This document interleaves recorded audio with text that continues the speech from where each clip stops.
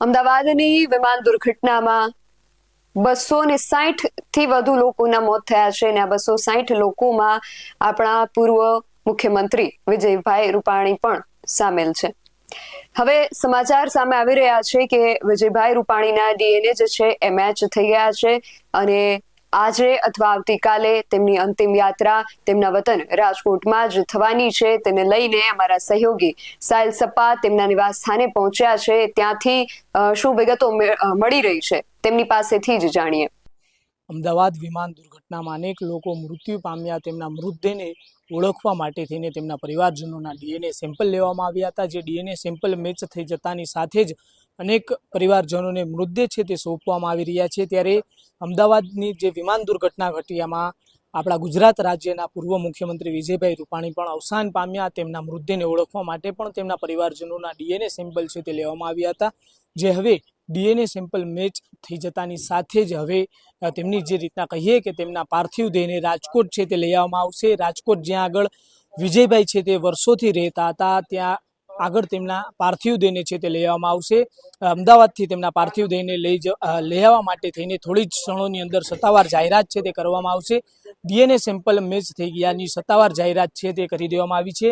ત્યારે આ જે દ્રશ્યો દેખાડી રહ્યો છું કે જ્યાં આગળ વિજયભાઈનું નિવાસ સ્થાન છે, જ્યાં વર્ષોથી વિજયભાઈ છે તે રહેતા હતા, ત્યાં આગળ હવે તેમના પાર્થિવ દેહને છે તે લેવામાં આવશે। તેમની પાર્થિવ દેહને લઈને તમામ તૈયારીઓ છે તે શરૂ કરી દેવામાં આવી છે।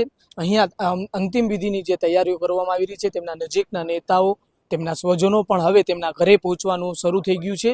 જે રીતના તેમના ઘરે તેમના અનેક નજીકના સગાઓ સ્વજનો છે તે આવી રહ્યા છે। જે રીતના પાર્થિવ દેહને અહીંયાથી રાજકોટ જ્યારે લઈ આવવામાં આવશે ત્યારે આ તેમના નિવાસ સ્થાનેથી રામનાથપરા સ્મશાન ખાતે છે તે લઈ જવામાં આવશે। ત્યારે જે રીતના તેમના સ્વજનો જે અત્યારે અહીંયા આવ્યા છે તેમની સાથે પણ વાત કરવાનો પ્રયાસ છે તે આપણે કરીશું। વિજયભાઈના ડીએનએ સેમ્પલ મેચ થયા છે।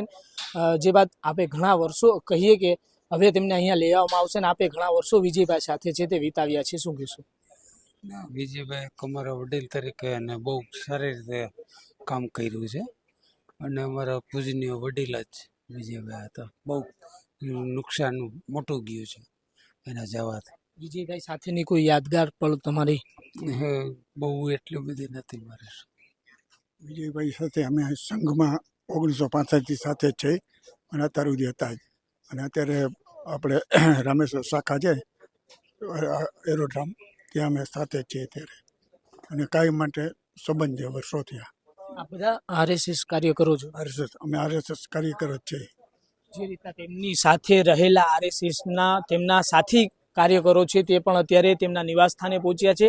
થોડી ક્ષણોની અંદર છે તે અમદાવાદથી રાજકોટ તેમનું જે નિવાસ સ્થાન છે ત્યાં તેમના મૃતદેહને લેવા માટે ત્યાંથી નીકળવાના છે ને તેમનું જે રીતના કહીએ કે જે પાર્થિવ દેહ છે તેમને અહીંયા લઈ આવવામાં આવશે ને ત્યારબાદ અહીંયાથી રામનાથપરા સ્મશાન ખાતે છે તે તેમની અંતિમ ક્રિયા કરવામાં આવશે।